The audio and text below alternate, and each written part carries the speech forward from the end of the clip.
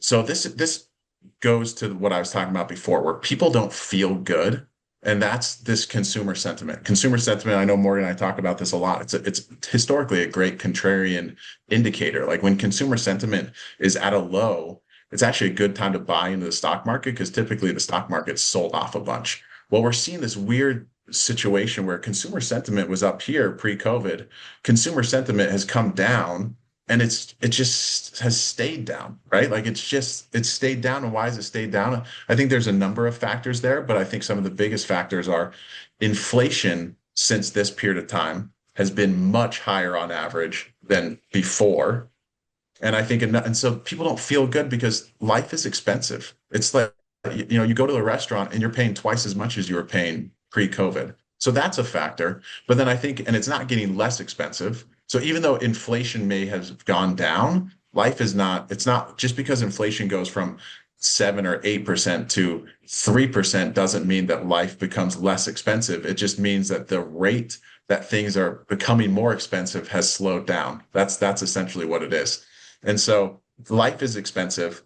And then I think all of the uncertainty that we are all living through post COVID, whether it's geopolitical wars, all these other things, like I think all that bleeds into this data, which is why people feel so uncertain, they feel so uneasy, and yet the stock market has done fairly well.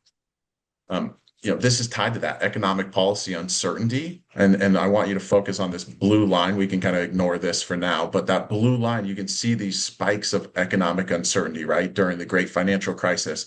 And then you saw COVID, massive uncertainty. And then, of course, we're seeing that again with the tariff tantrum. And then we've seen it again earlier this year. So it's just, we're living with a high degree of uncertainty. I think that makes consumers feel uneasy.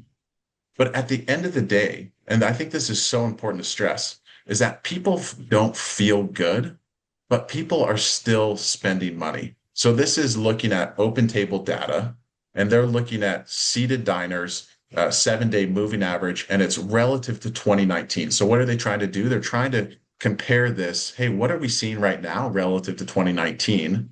And if you look at these numbers, and don't get too worried about some of these kind of weird spikes. There's some seasonality and some other things here, but the reality is that you're seeing more people on average going out and eating and dining than we were pre-COVID. And so people are out there, they're spending money. It's the same story, and I know I keep hitting on this almost every single time. Daily U.S. air travel, 2024, 2025 were record years, and if you look at this red number here, we're basically right on top of those record years. So like people are out there, they're traveling, they're spending money. This is similar data. Debit and credit card transactions are super high year over year. Percentage growth for rolling 28-day sums. I mean, 2-3% growth in these debit and credit card transactions. Same story for weekly retail sales.